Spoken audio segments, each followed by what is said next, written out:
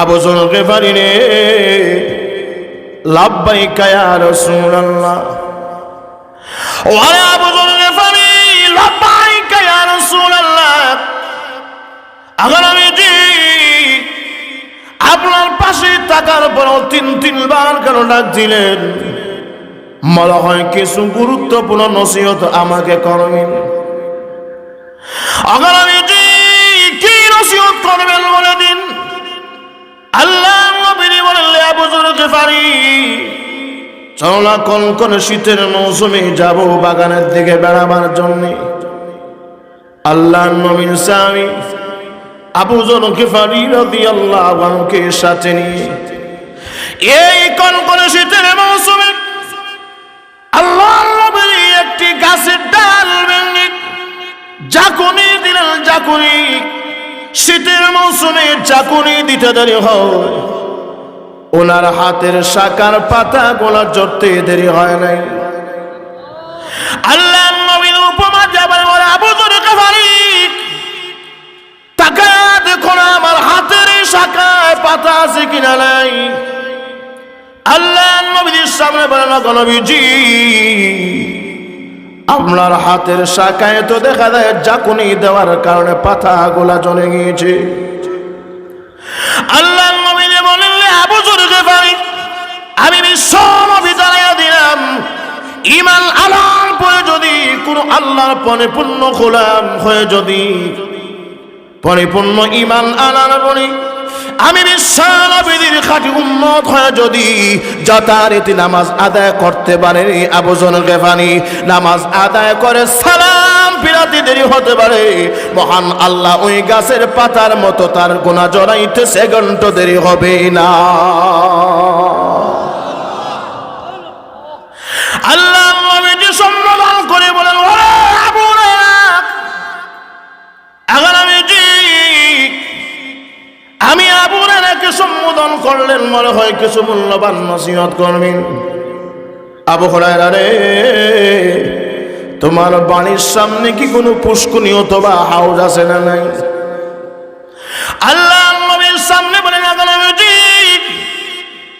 আমার বাড়ির সামনে পুষ্কুনি হাউজ আছে, সেই হাউজে গোসল দিলে মরাইয়া শরীরে কি ময়লা থাকবে? বাইরা আমার আবু হুরায়রা বলেন, নবীজি না, ময়লা থাকতে পারে না।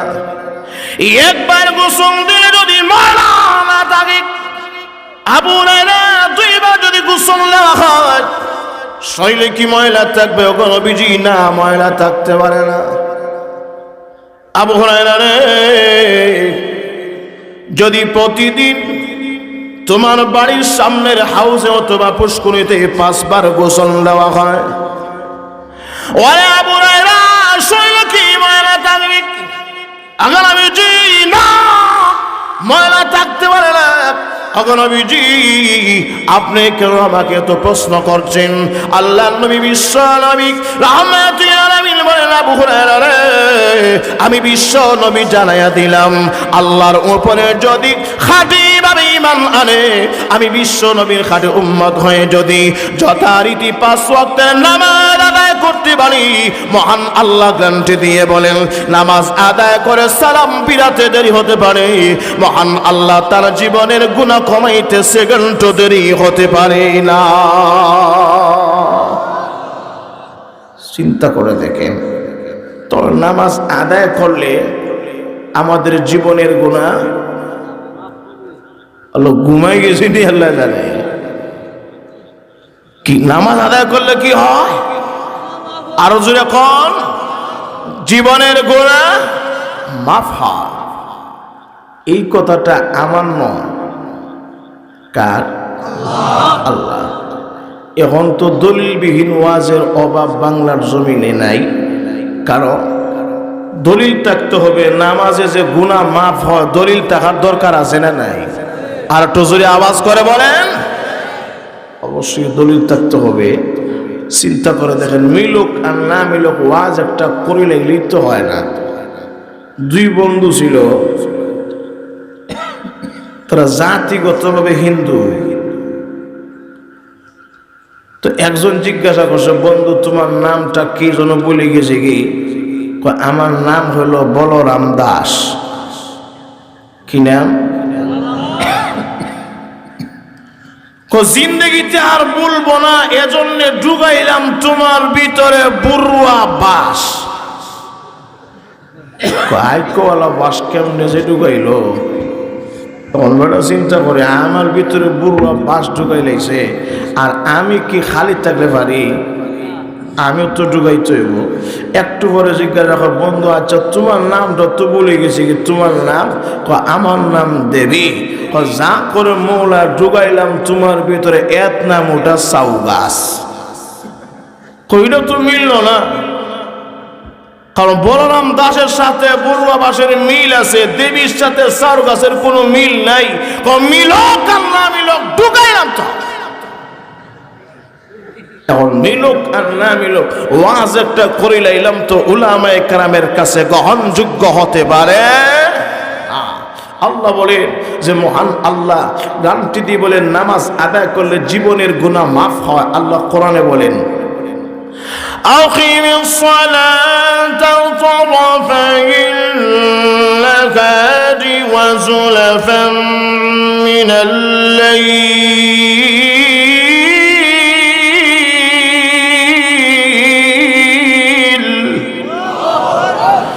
ইল্লাল হাসানাতি ইউযহিবুনা আস-সাইয়্যাত যালিকা যিকরা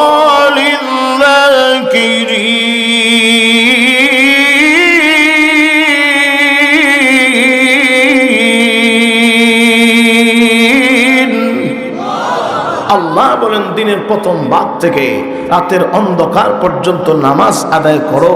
কেউ যদি নামাজ পড়ে অবশ্যই এটা অত্যন্ত ভালো কাজ। এর বিনিময়ে মহান আল্লাহ তোমাদের জীবনের সাইয়্যাত তথা গুনাহ সমূহ মিটাইয়া দিবেন। জোরে কন্যা সুবহানাল্লাহ। তাহলে বুঝা গেল নামাজ পড়লে জীবনের গুনাহ মাফ হয়। উমরের নাম শুনছেন নি? দেখছেন নি কেউ? খলিফাতুল মুসলিম ওমর, উনি একটা মাকুলা। উনি কোন? কেউ যদি নামাজ পড়ে, তাহলে নামাজ পড়লে মানুষ যে দিলের চাহিদা নিয়ে খাহেসাতে নাফসানির দিকে দাবিত হয়ে গুনাহ করে, এই দিল পর্যন্ত গুনাহ থেকে পরিষ্কার হয়ে যাবে। জুড়ে কন্যা সুবহানাল্লাহ। তবে নামাজটা হতে হবে নামাজের মতো। ঠিক না? নামাজটা নামাজের মতো ওই কথা কইতে গেলে অনেক লম্বা ব্যাখ্যা সুযোগ থাকলে দিব ঘরে। কিন্তু উমর বলেন, মানুষ যে দিল দিয়ে গুনার দিকে দাবিত হয়, নামাজ পড়লে অবশ্যই এই দিল গুনাহ থেকে পরিষ্কার পরিচ্ছন্ন হয়ে যায়। জুরে কন্যা সুবহানাল্লাহ। চিন্তা করে দেখেন, তার প্রমাণ উনি নিজেই এক কিতাবে বলেন।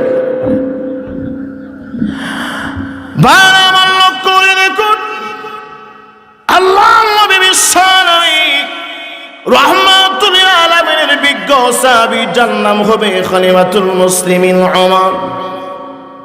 ওনার জামানার ভিতরে এমন একজন সুন্দরী যুবতী নারী,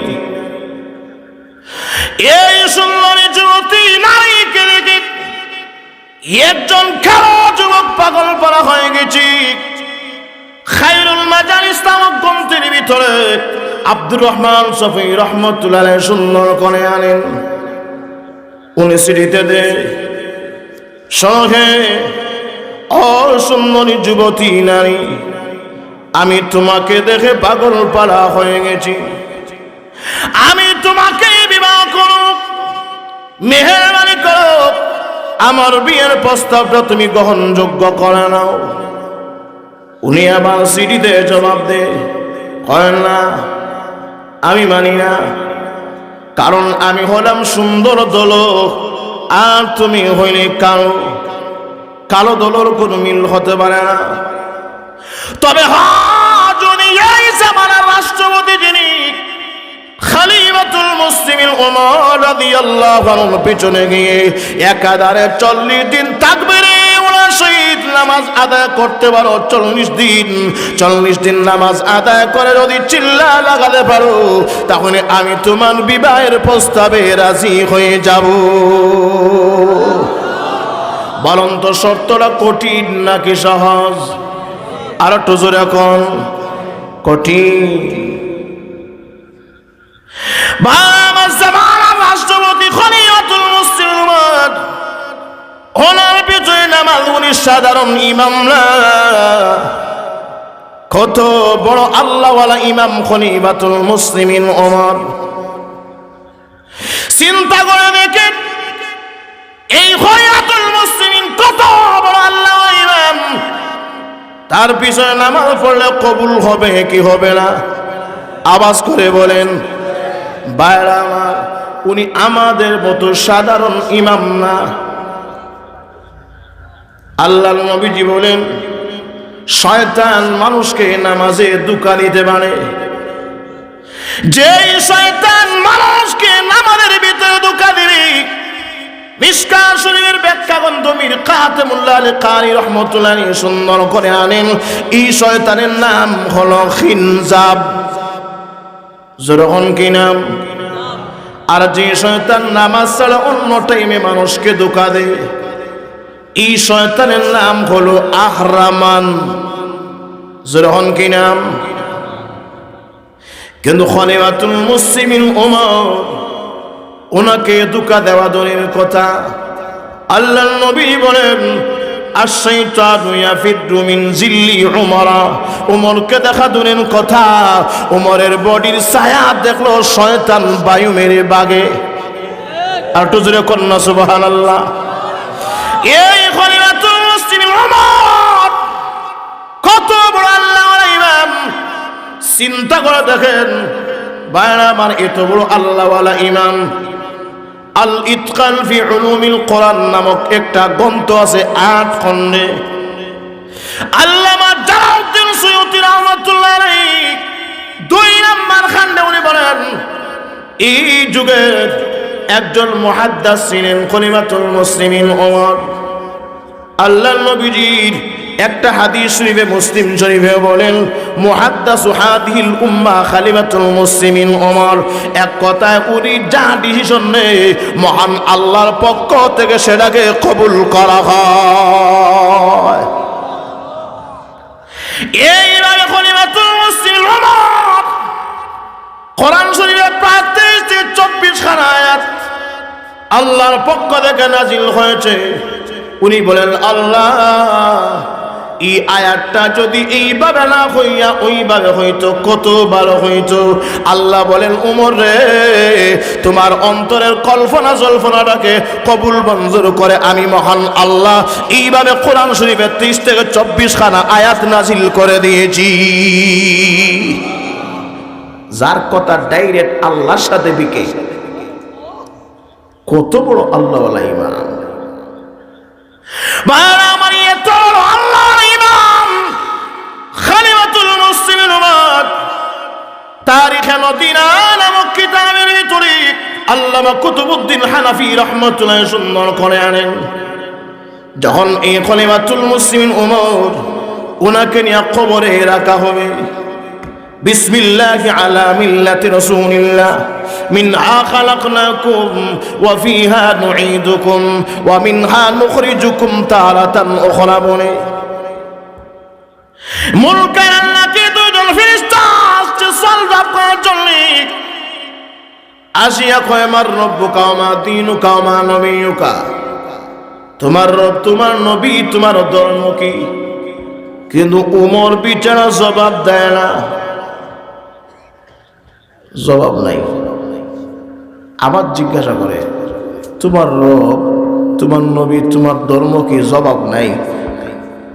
3 নম্বরে যখন আবার জিজ্ঞাসা করলো, খলিফাতুল মুসলিমিন ওমর জবাব দেওয়া দূরের কথা, বেটা 2টা গাল লম্বা করে চোখ 2টা মোটা মোটা করিয়া চোখ 2টা লাল বিমরুলের মতো বাইর করছে। মুনকার নাকির ফেরেশতার সামনে চিন্তা করে দেয়, মুনকার নাকির দেখে সওয়াল করা তো দূরের কথা, তর তর করে কাঁপে। আরো আস্তে কোন সুবহানাল্লাহ, আরো আস্তে কোন সুবহানাল্লাহ। চিন্তা করে দেখেন কত বড় আল্লাহওয়ালা ইমাম।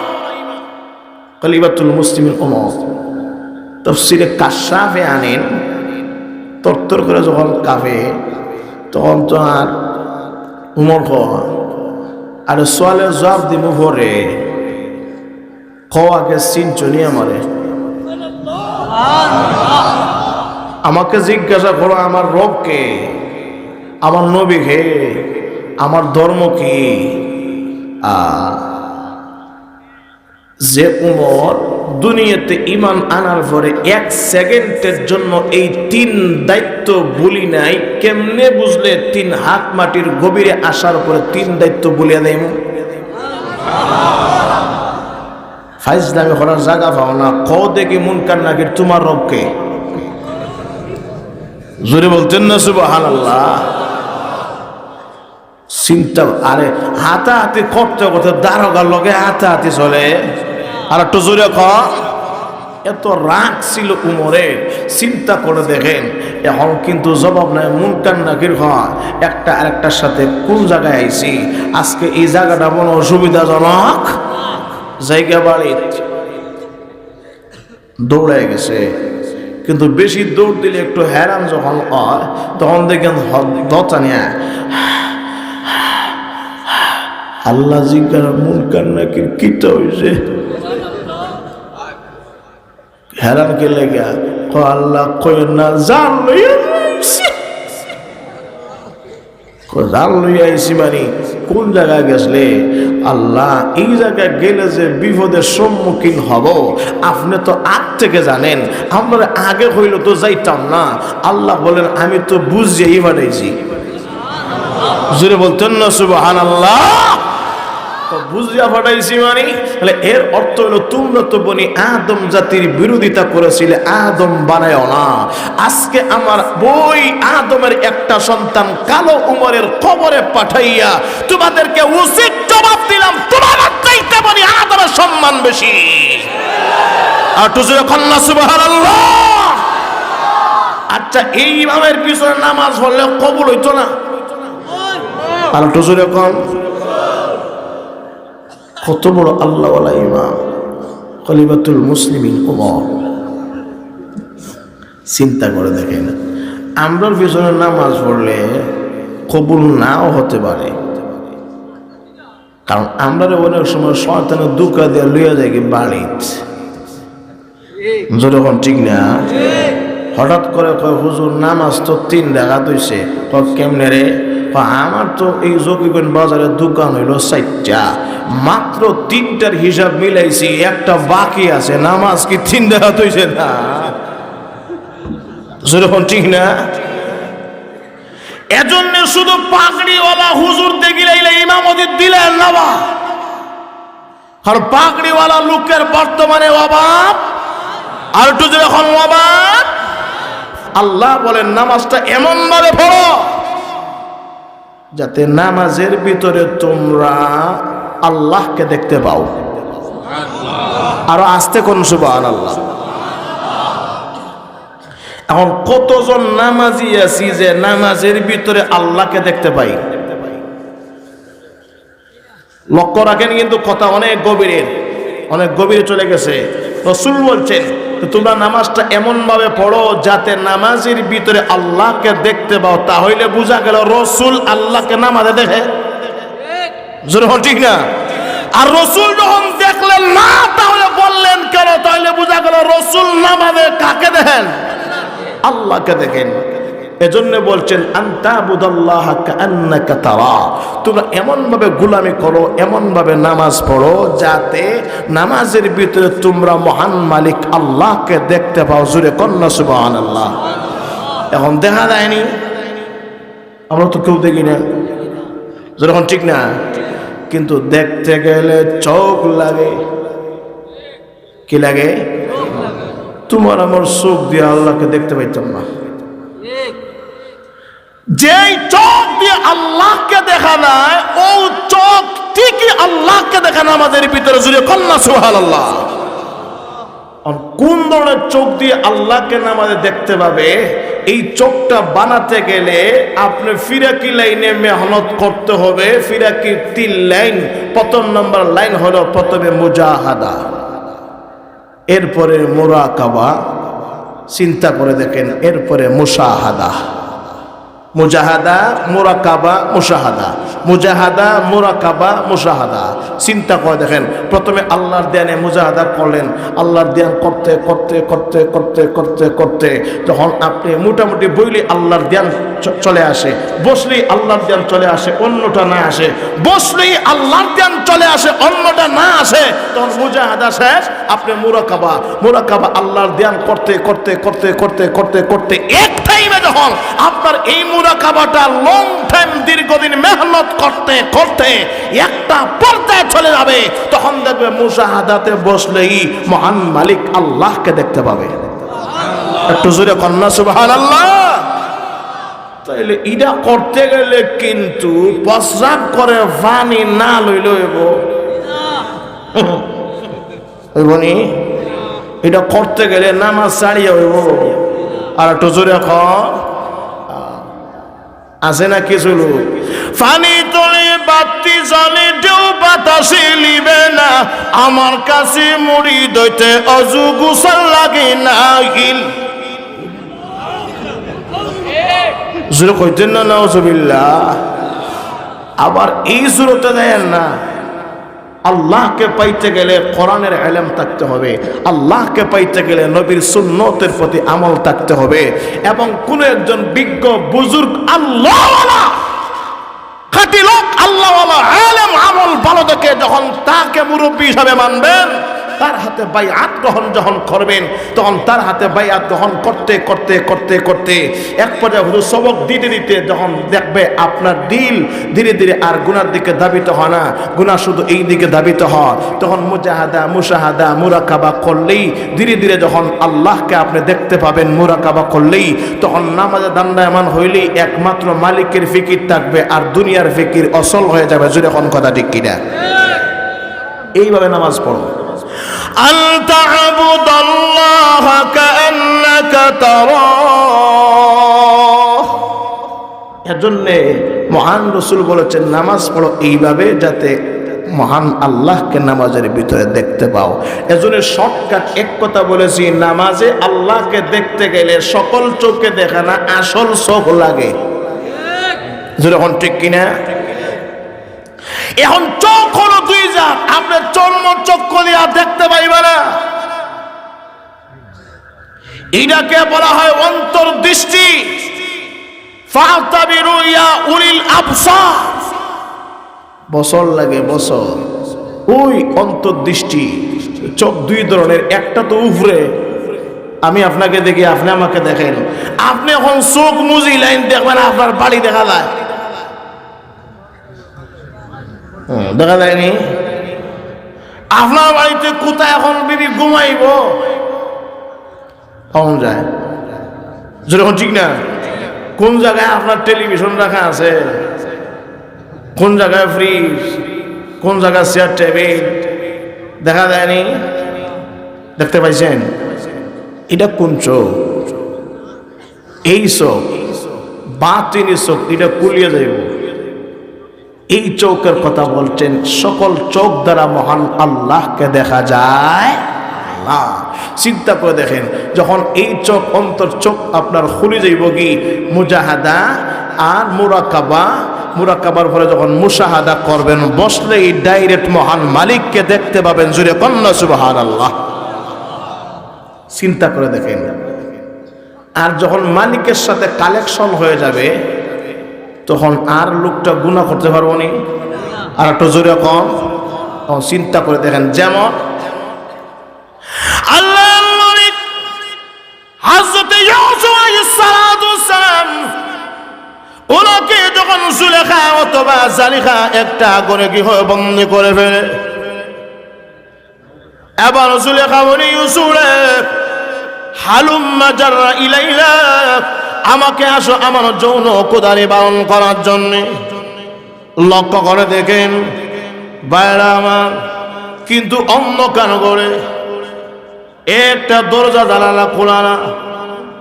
তাফসীরের কিতাবে আনেন 7টি দরজার ভিতরে এমন একটা অন্দর মহলের ভিতরে এমন ইউসুফ আলাইহিস সালামকে ঢুকাইয়া আর জুলেখা গায়ের কাপড় জামা করে সামনের দিকে অগ্রসর হয়। হালুম্মা জাররা ইলাইনা, আসলে আমার জন্য খোদা নিবারণ করার জন্য, ও ইউসুফ আমার জন্য খোদা নিবারণ করার জন্য আসো। কিন্তু উনি বলে, ওরে জুলেখা খবরদার থাম, সামনে আসিস না। ওখানে তোর খোদাদের সামনে মূর্তি, তোর খোদার সামনে সে তো দেখবে, লজ্জা লাগে না? ও খোদা আর দেখতো না, বুঝছেন না? গা থেকে উল্লা টান মেরে নিয়ে এবার মূর্তির মাথা ডেকে দিয়েছে। ইউসুফে আমার খোদা আর দেখতো না। দেখো তুই এমনি দেখে না, যেরকম ঠিক না?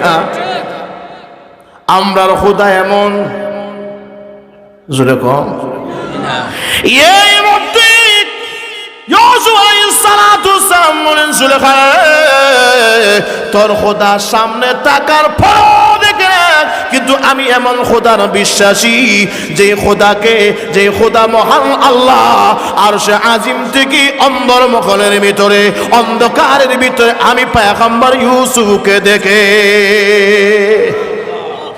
আমি পয়গম্বর ইউসুফকে দেখি এবং আমি অন্ধকারের ভিতর থেকে মহান আমার মালিক আল্লাহকে ডাইরেক্ট দেখতে পাই। আর আস্তে কোন সুবহানাল্লাহ। এটাকে বলা হয় মুশাহাদা, আনতা বুদাল্লাহা কাআন্নাকা তারা ফা ইল্লাম তাকুন তারাহু ফা ইন্নাহু ইয়ারাক। পৃথিবীর মানুষ লক্ষ্য করে দেখুন, এই দৃষ্টির কথা বিশ্ব নবী বলেছেন। ভাইরা আমার, ইউসুফ আলাইহিস সালাম বলেন, আমি অন্দর মহলের ভিতর থেকে মহান আল্লাহকে ডাইরেক্ট দেখতে পাই। ভাইরা আমার, লক্ষ্য করে দেখেন, গেল এক নম্বর জবাব। ও জুলেখা সামনের দিকে আসিলে, লক্ষ্য করে দেখেন, কয়ে সামনের দিকে আসিস না। কয়ে কেন? আর তুই সামনের দিকে আসবে কেমনে? আমি গুনাহ করব, আমার মালিক আমাকে দেখে এবং আমি ডাইরেক্ট আমার মালিককে দেখতে পাই। পারতাম না, আইস না, গুনাহ করতে পারতাম না। মালিক আমারে দেখে, আমি মালিককে দেখি। এক। 2 নম্বর হলো ইউসুফ আলাইহিস সালামের আব্বার নাম কি? ইয়াকুব। যেরকম কি নাম? ইউসুফ আলাইহিস সালাম বলেন, আমিও নবী, আমার আব্বা ইয়াকুব নবী, কিন্তু আমাকে যখন তুমি গুনাহ করার জন্য সামনের দিকে ডাকো, হালুম্মা জাররা ইলাইনা, তখন দেখি আমার আব্বা শাহাদাত আঙ্গুল মুখে দিয়া একটা চেয়ারে আমার সামনে বসে আছে। এইভাবে ডাক দে, ইউসুফ কি অবস্থা? মুস্কি হাসে। আমি আমার আব্বারে দেখি আর আব্বাও আমারে দেখে, আর আব্বার সামনে তোমার লগে গুনাহ করতাম, এত বেহায়া আমি? চিন্তা করে দেখেন। এরপরে দেখেন,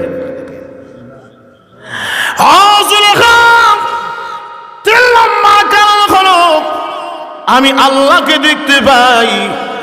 তার আরেকটা দলিল এবং নমুনা হইল, মহান আল্লাহ, আমি ওই ঘরে সাদের দিকে তাকায় দেখি, লা তাকরাবুজ জিনা ইন্নাহু কানা ফাহিশাতান ওয়া সাআ সাবিলা। জুলেখা রে, আমি আগে দেখলাম সাদে কোনো কিছু লেখা নাই, এবার দেখি এমন একটা আরবি জুমলা লেখা, তখন কিন্তু কোরআন নাজিল হয় নাই। লা তাকরাবুজ জিনা ইন্নাহু কানা ফাহিশাতান ওয়া সাআ সাবিলা, এর অর্থ হলো জিনা করা দূরের কথা, তার দ্বারে কাছেও যাইও না। ইন্নাহু কানা ফাহিশাতান ওয়া সাআ সাবিলা, এটা কত বড় মারাত্মক গুনাহ, কত মন্দ খারাপ রাস্তা, এদিকে যাইও না। আগে দেখলাম ঘরের সাথে কোনো কিছুই লেখা নাই, এখন দেখা যায় অনেক কিছু লেখা আছে। তাহলে বোঝা গেল মালিক আমাকে দেখে। যদি এখন কথা ঠিক না ঠিক, কে দেখেন? মালিক দেখেন, আমিও মালিক দেখি। আমার আব্বা অনেক দিন আগে মারা গেছে, আমার সামনে এলো সামনে, তাহলে বোঝা গেল মালিক আমার সাথে আছে না নাই? লক্ষ্য করে দেখেন। এজন্য আমার মহান আল্লাহ রাব্বুল আলামিন বলেন, ওয়াল্লাহু ইয়ালামু মা তাসনাউন। পৃথিবীর মানুষেরা যখন নামাজ আদায় করবে, নামাজটা এমন ভাবে পড়বে আনতাবুদাল্লাহা কাআন্নাকা তারা, মনে হয় যেন তুমি নামাজের ভিতরে মহান মালিক আল্লাহকে দেখতে পাও। পারবেন নামাজ পড়তে এইভাবে? কিন্তু চেষ্টা করতাম এইভাবে নামাজ পড়ার লাগিয়া। কিন্তু যদি আমরা পারি না, রসুল কত বড় নিয়ামত আমাদের জন্য চিন্তা করে দেখেন, জিনিসটা সহজ করে দেয়া গেছেন। তোমরা যদি না পারো এমনি মুজাহাদা, মোরাকাবা, মুশাহাদা করে এমন বড় বিখ্যাত বুজুর্গ না হতে পারো, তাইলে কিন্তু আমি রসুল আরেকটা উপকার করে দেয়া যাই। কি উপকার? আনতাবুদাল্লাহা কাআন্নাকা তারা ফাইন লাম তাকুন তারাহু ফাইন্নাহু ইয়ারাক। নামাজে যখন পড়বে তখন মনে করিও না তুমি না দেখলেও আর কেউ দেখে না, তোমাকে কিন্তু আল্লাহ ঠিকই দেখে। যখন কথা ঠিক কিনা? তুমি যদি আল্লাহকে দেখতে পাও না, তাহলে এই কথা মনে করিও না মনে কেউ দেখে না। তুমি না দেখলে কি হবে? মালিক তোমাকে দেখে। যখন কথা ঠিক কিনা? তাহলে মালিক যখন দেখে, তাহলে কমপক্ষে তোমার এই কথা স্মরণ রেখে নামাজ পড়তে হবে। আর নামাজের ভিতরে কোনো গুনাহের চিন্তা করা যাবে না। নামাজে দাঁড়াইয়া এবার দোকানের ব্যবসা বাণিজ্য চিন্তা করতে হবে না। নামাজে দাঁড়াইয়া বাড়িতে গেলে হইতো না, কারণ হয়তো মালিককে আমি দেখি আর না হয় মালিক আমাকে দেখে। চিন্তা করে দেখেন, এই কথাটা বুঝাবার জন্য মহান আল্লাহ বলেছেন, ওয়াল্লাহু ইয়ালামু মা তাসনাউন,